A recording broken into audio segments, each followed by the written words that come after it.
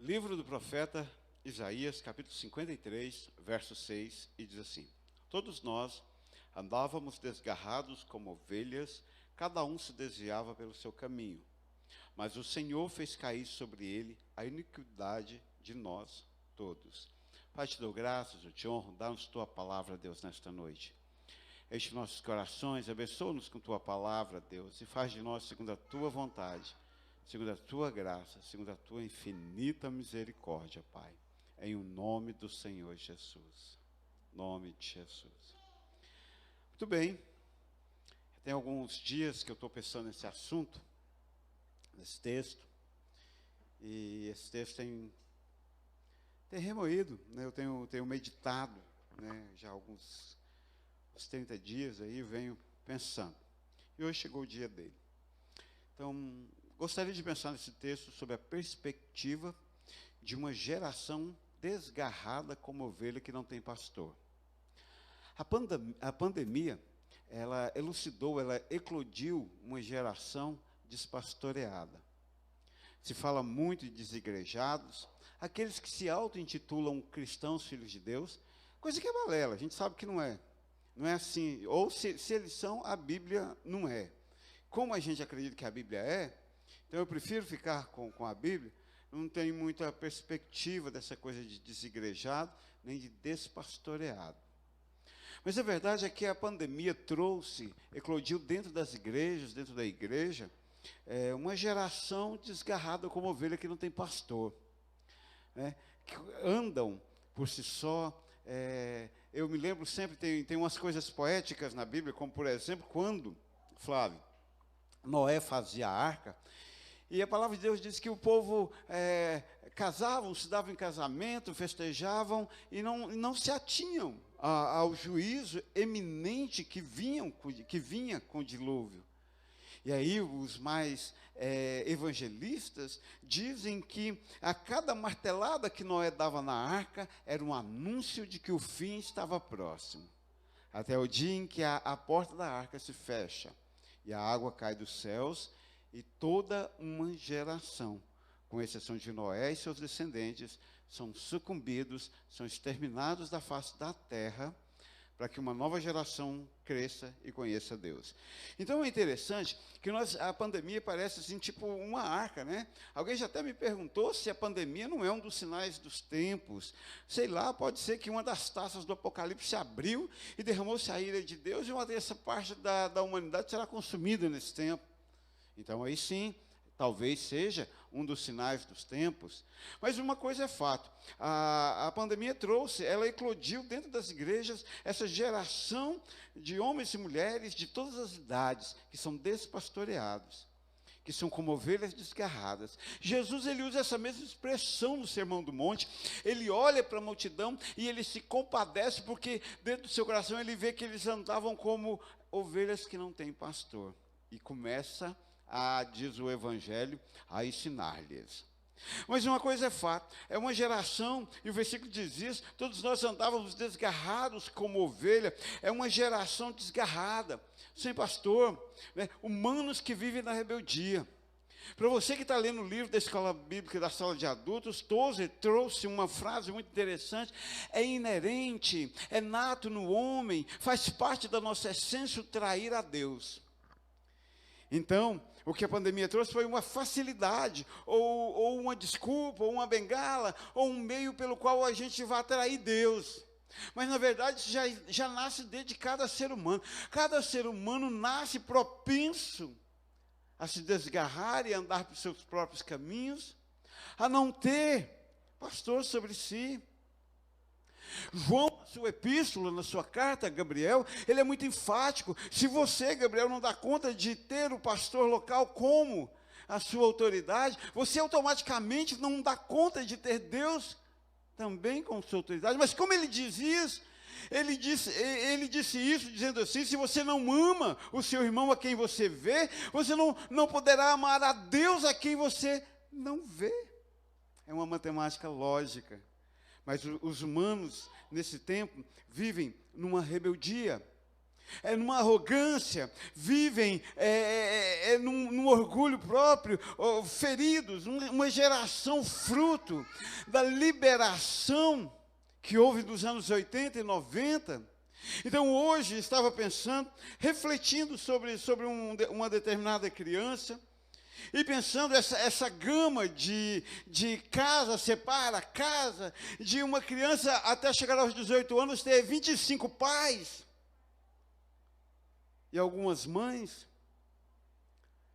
Aí ele chega lá confuso, sem perspectiva da figura paterna, sem perspectiva de amor, de segurança, e automaticamente ele se desgarra, porque ele fica tão fragilizado, e o ser humano está tão fragilizado, está tão ensoberbado, que ele perde a capacidade de ser pastoreado, tanto por um pastor humano, quanto pelo pastor eterno, soberano, Pai das luzes, aquele que é o supremo pastor de toda a alma.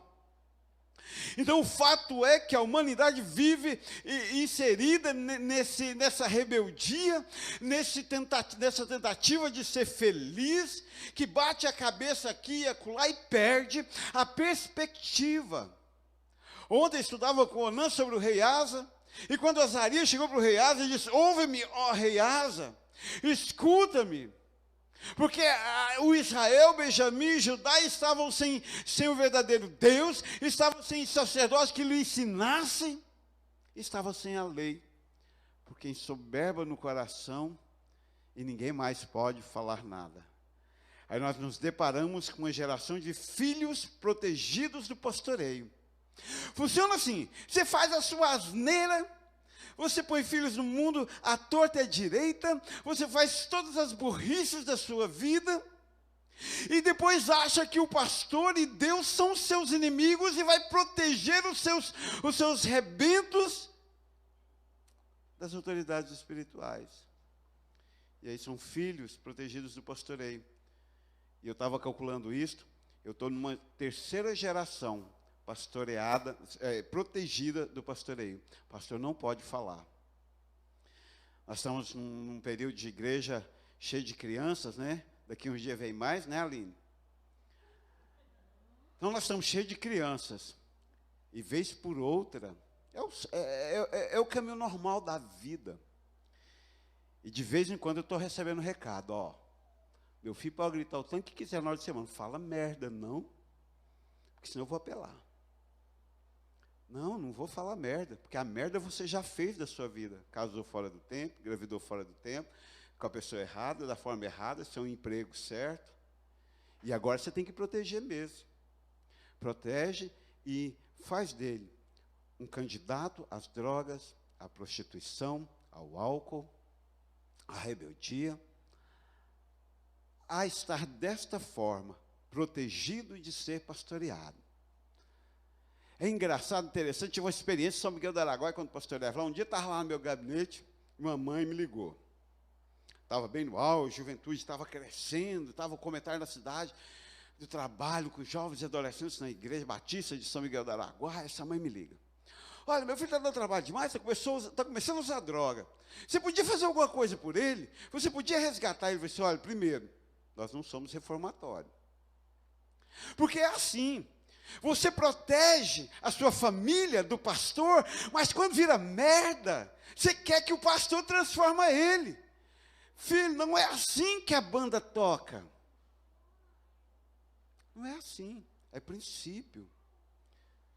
Incrivelmente, a mãe que não deixa o pastor pastorear o seu bebê lindo, inocente, não deixa a professora ser professora do seu júnior lindo, espetacular, não deixa a polícia prender o seu filho jovem, mas depois deixa o coveiro enterrá-lo. 50 anos de vida, 50 anos dentro desse filme. Aí disse para a mãe: olha, vamos pontuar. Primeiro, a igreja batista não é reformatória para dar jeito em filho, maloqueiro de seu ninguém. Segundo, não é assim. Segundo, a senhora não é da igreja, era da igreja famosa, lá da cidade, né? Alda Célia, era ministro de louvor na igreja. Eu disse: se não é de uma igreja famosa, vai, leva ele para lá. Mas ele não gosta de ir lá. Eu vou mandar ele aí. Mande. Aí o menino foi. E foi, turbou, os jovens da igreja o abraçaram e tá, e largou das besteiras dele, passei para a igreja todo dia.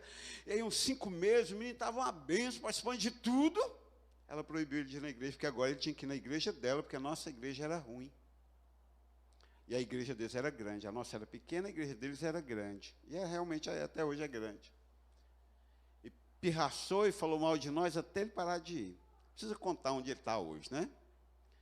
Precisa contar. Sabe, eu tenho uma perspectiva de vida, foi, assim, um pouco diferente da maioria.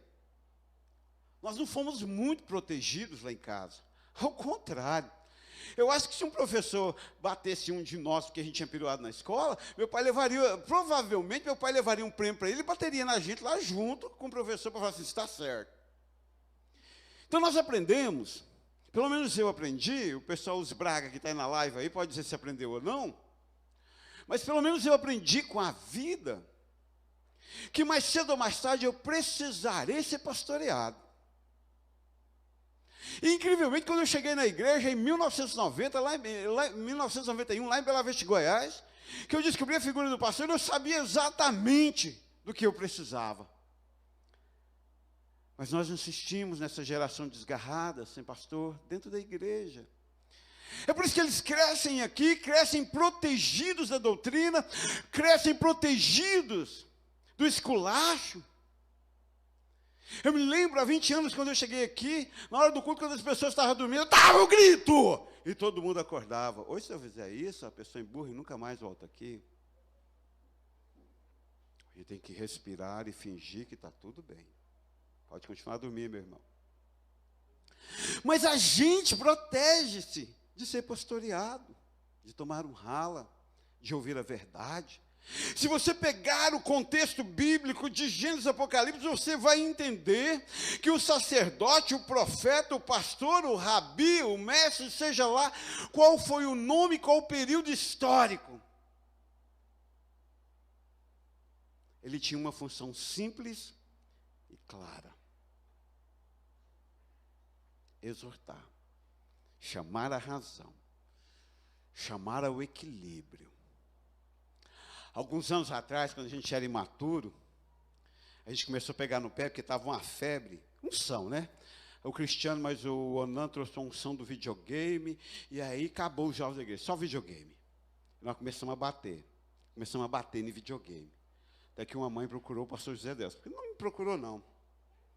Eu não tenho educação, sou autoritário, aí procurou o pastor José Delcio, que é a mãe.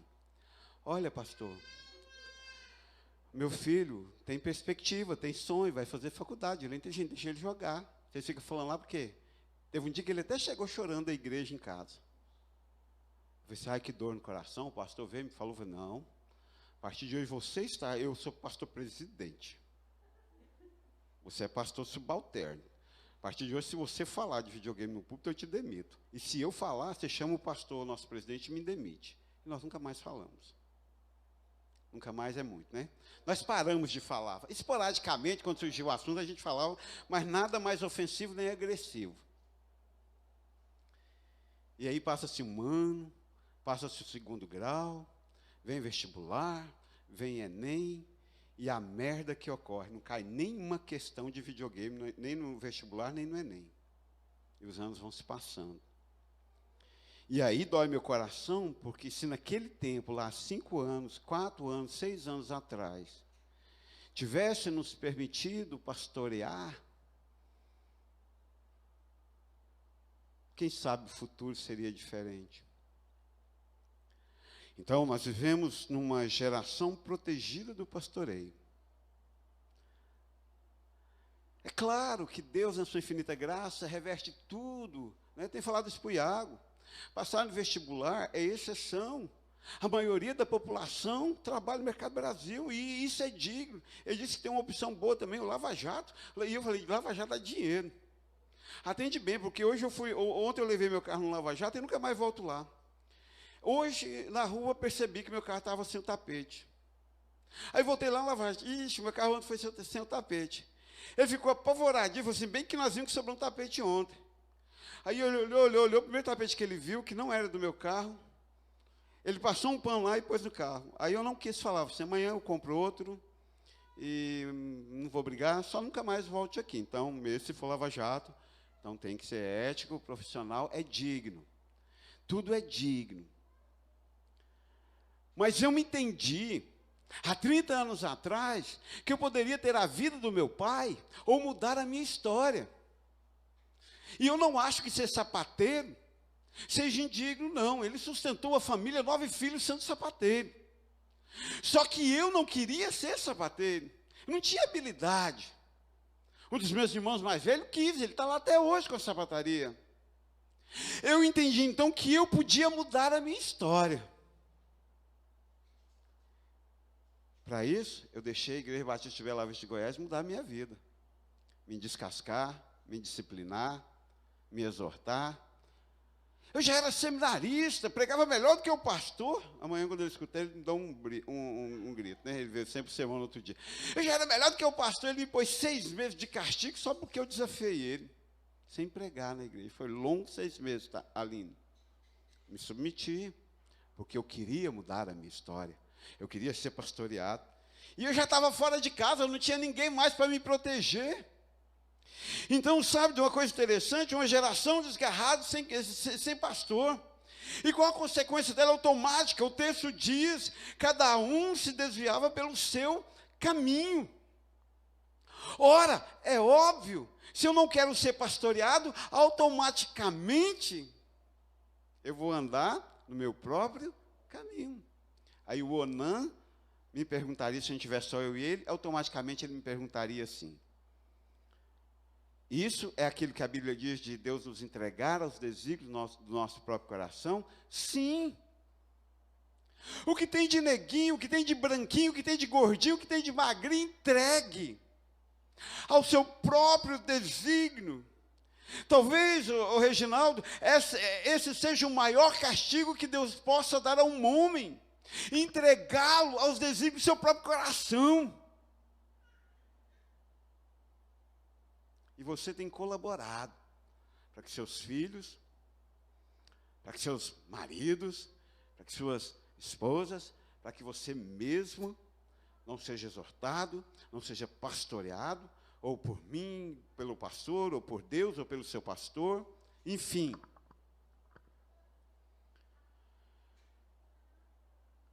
Começa a andar desgarrado, como ovelha, e se desvia pelo seu próprio caminho. Uma geração sem referência. Tem quantos anos, irmã Alice, que eu sou pastor desta igreja?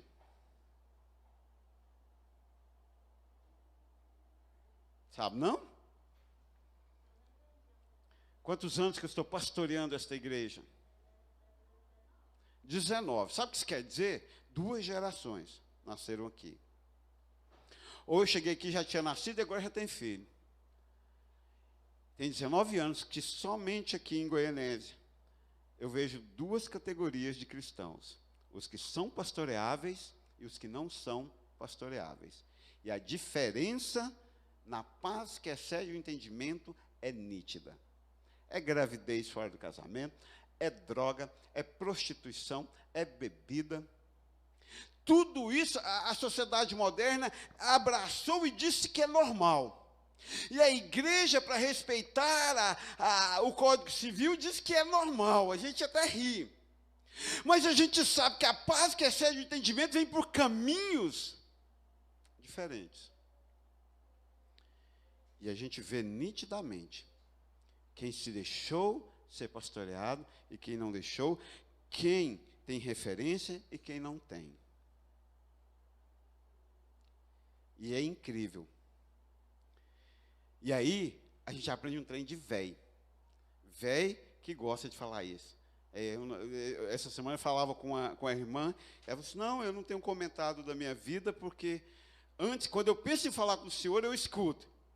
Eu falei, eu avisei. Não, mas também não é assim, a gente não é ruim nesse ponto. Mas é que a gente fica velho, e depois de 50 anos, você vê pelo menos 3 gerações. E a vida do ser humano não muda muito, não, é a mesma coisa. Nasce, cresce, faz burrice, engorda, morre, e vai. Então a gente começa a aprender que tem muitos caminhos que nós precisamos de referência, nós precisamos ser pastoreados, nós não podemos andar muito nos nossos caminhos, porque nosso coração é enganoso, ele é permissivo, ele te convence de coisas que até o inferno não conseguiria te convencer, mas você consegue te convencer, Gabriel, que está certíssimo.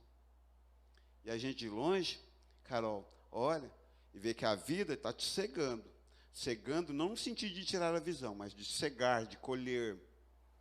E aí a vida vai te colhendo à medida que ela anda. Aí, Vitor, a gente chega e fica velho, e olha para trás e vive uma vida de arrependimento. Porque lá atrás não teve referência. Eu acho incrível essa coisa de referência. Bons tempos aquele que as crianças, os jovens, os adultos olhavam com a busca dessa referência. Recentemente, sabe quem me despertou para isto? O Rian, com o seu falatório, às 7 da manhã no grupo da igreja. O que o Rian está fazendo? Por si só, está procurando referência, está se estabelecendo num grupo no qual, agora, nesse momento, ele quer estar. E fiquei pensando naqueles tempos antigos, onde nós tínhamos acesso, onde eu não tinha que pensar para pregar, hoje eu tenho que ficar me medindo o tempo todo. E para falar a verdade para vocês, a nível de desabafo, não vejo a hora do mundo voltar ao normal e não ter mais culto transmitido, e eu poder ser aquele João Braga que eu era. Porque agora, além de tudo, ainda pode pegar a gravação e ir no Ministério Público e me processar. Então tem que medir. Mas quem está pagando um alto preço é você, que está achando, falava isso para o Iago. É incrível uma coisa, quando nós adotamos o Iago, o maior medo que o Iago tinha é que eu fosse bater nele. No primeiro dia nós sentamos, eu mostrei os cachorros da casa, na época nós tínhamos 2, hoje nós temos, graças a Deus, só um. E que Deus abençoe e continue assim. Chamei o Iago, mostrei os cachorros e disse, olha, eu não bato em cachorro. E você também está proibido de bater nos cachorros. E assim como a gente não chuta cachorro, a gente não chuta gente. Nunca irei te bater. O dia que eu precisar te bater, eu pego você e te levo e deixo lá onde eu te peguei. Nós temos um contrato. Quando quiser o caminho bom, tudo que temos e somos é seu.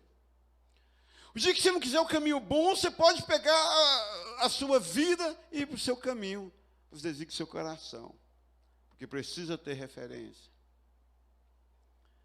Sabe, fico imaginando essa geração perdida, sem referência, sem caminho, sem para onde voltar. Sabe qual é a grande dificuldade? Uma vez alguém disse assim, nossa, eu admiro o casal fulano de tal, eles não tem essa pregueira. Na hora, e até hoje eu nunca respondi, porque é um bom material de estudo, e eu sempre fiquei pensando, eu fico com dó, porque não tem pastor. Porque quem vive sem referência, desgarrado, também, Vanilda, não tem para onde ir no dia ruim. Sacou? E eu, e você que está em casa, teremos um dia ruim. E aí, para onde iremos nós? São as palavras de Pedro. E aí, nesse dia ruim, no dia que meu filho der bobeira, o que me resta a não ser me culpar, ou ir lá e acobertar toda a sua porcalhada, porque eu me inculpo, e não tenho para onde ir. Não ter pastor sobre si é uma grande dádiva, você não tem que ficar escutando enjoo, não tem que ficar recebendo opinião, não tem que ficar ouvindo isso é ruim, isso não cai no vestibular, isso não dá certo, esse namoro não é de Deus, isso assim, assim, assado. Daqui a 20 anos você estará pagando um alto preço por isso hoje. Você não tem que ouvir isso. Contrapartida, o dia que der merda, você não tem para onde ir. Claro que nós somos educados, e nós nunca iremos rejeitar. Mas vou te falar uma coisa. Como pastor, eu faço 2 tipos de atendimento. O pastor José fala por ele, a pastora Tereza, o pastor Roberto estão conosco, o pastor Juan fala por eles. Vou falar por mim. Existem dois tipos de atendimento: técnico, manual de aconselhamento cristão. Sento ali, abro aquele sorriso, mostro os meus aparelhos, e escuto tudo e finjo que concordo com tudo, porque não é minha ovelha. Você que tem filho, se um estranho bater no seu filho, você vai ficar inerte? Inerte? Não, você vai avançar.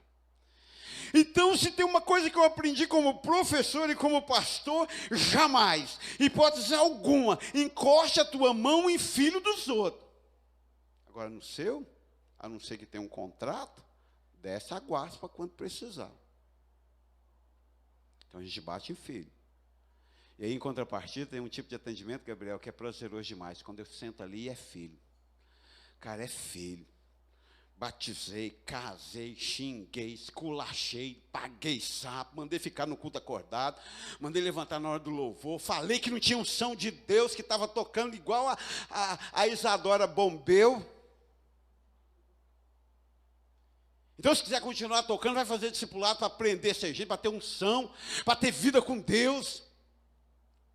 Aí aprende, né? Aí é bom, né? Aí vai namorar, pergunta, aí vai terminar a pergunta, fala, tá, passou da hora. Aí vai namorar de novo, aí quase não pergunta.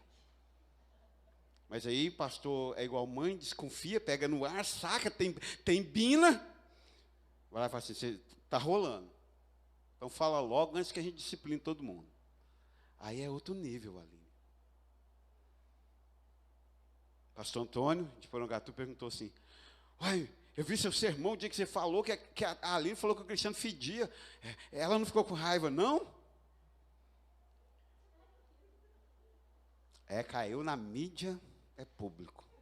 Que se mais, jamais... Eu estou lá, dando aula online, o pastor entra e me pergunta isso. Pastor do céu, você viu o sermão?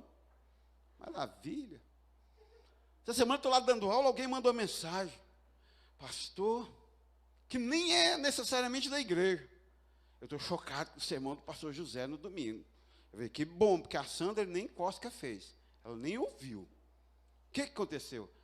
Eu perguntei para Deus uma coisa, e Deus me respondeu no sermão. Caiu na rede e se torna público. Eu falei, não. Eu falei, acho que não. Eu falei, não tenho que pensar se ela ficou não, porque a Aline é filha. Posso bater. Não preciso pedir permissão. Ela é um daqueles poucos remanescentes da geração que foi pastoreada aqui nessa igreja. Ela não faz parte da igreja flutuante, como você, que a gente tem que pedir permissão para falar. Como seu filho, se a gente falar que está fazendo barulho demais no culto, dá um chilique e manda o recado. Como você, que começa a se suicidar com suas bobeiras da vida, mas se fecha. Desgarrados, desviados pelo seu próprio caminho, caminhos do coração. Quando o indivíduo chega nesse ponto, não lhe resta nada a não ser o fundo do poço. E aí nós aprendemos com o rei Asa que você pode chegar no fundo do poço, pode. E Deus, ele é incrivelmente graça. E hoje eu li de um dos grandes pensadores, John MacArthur, uma frase excepcional.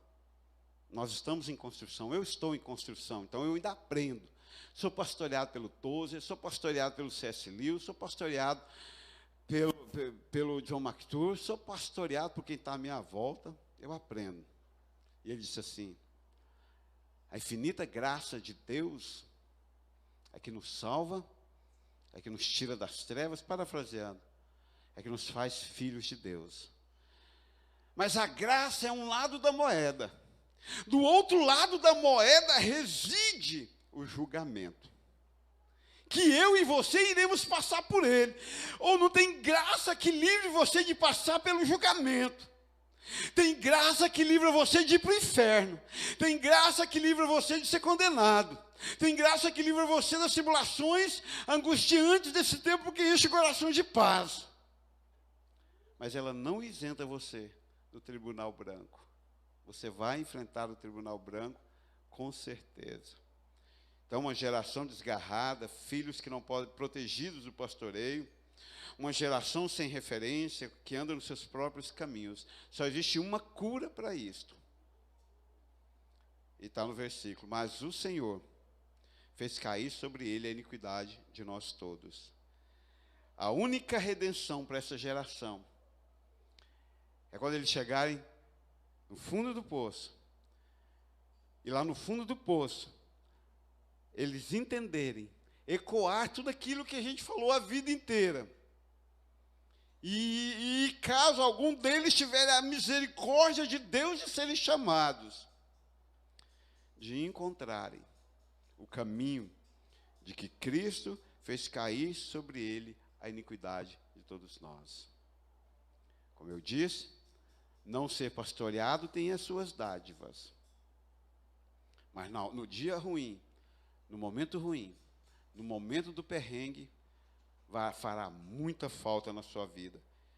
Quando chegar no fundo do poço, aí vai adiantar alguma coisa, mas não vai consertar muita coisa. Dizer, eu poderia ter ouvido.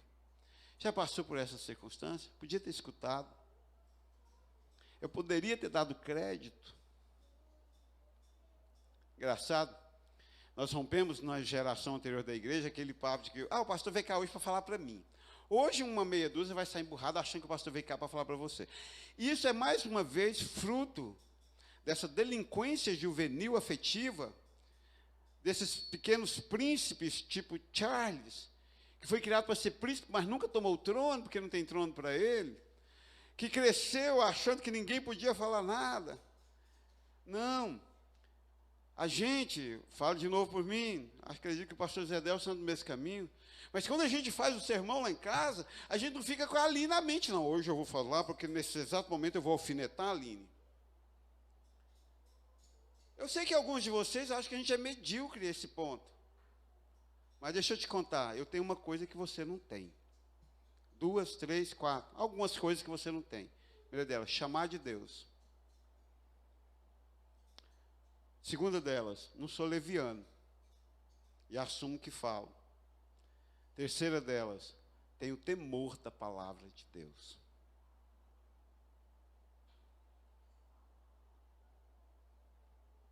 Então, realmente não dava ficar lá em casa fazer um sermão para a Thalita. Mesmo porque, às vezes que a gente tenta fazer isso, a Thalita não vem. É uma coisa incrível. Você que é pregador, tenta um dia fazer um sermão para ver se ele vem. Ele não vem. Então, é o geral. É a palavra do Senhor. Somente a graça de Deus pode mudar esse quadro.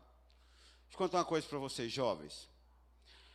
Jovem acha que todo pastor nasceu de uma chocadeira, foi produção in vitro, fecundaram ele no vidrinho, botaram uma chocadeira para aquecer, lá numa estufa, e ele nasceu lá, aí isolaram ele. Não, filho, eu me converti aos 20 anos, depois de ter passado pela vida livre, depois de ter passado 1 ano no quartel. Fiquei 365 dias no quartel, 365 oportunidades de usar droga. Todos os dias depois do expediente, os grupinhos se formavam. Quantas vezes fumaram maconha a 2 metros de mim lá, a minha beliche aqui, a segunda, terceira beliche, o grupo lá fumando maconha, depois que desligava as luzes, para a chefia não ver, fingir que não vê, porque a chefia às vezes ia para lá fazer também, fumar também. Quer, Braga? 365 dias eu disse, não, obrigado, hoje não, amanhã talvez. Sabe quantas vezes? Morra de inveja, Maria Luísa. Na 7ª série eu bebi, numa festa eu bebi tanto uísque. Eu lembro de chegar na festa, começar a beber, e lembro de acordar no outro dia de tarde de casa. Até hoje não sei quem me levou em casa, de tanto uísque que eu bebi. Então, querido, as mesmas tentações que você passou, diga-se de passagem, foi a última vez que eu bebi álcool na minha vida. Eu tinha 14 anos. Daí 6 anos, eu fui me converter. Sabe por que eu nunca mais bebi, Gabriel? Porque eu jurei para mim mesmo que eu nunca mais faria nada que eu não estivesse consciente para fazê-lo. Eu não precisava. Então, e eu tinha uma plena consciência no quartel que o dia que eu experimentasse droga, eu nunca mais, ou talvez seria extremamente difícil retomar a minha vida. lutar contra.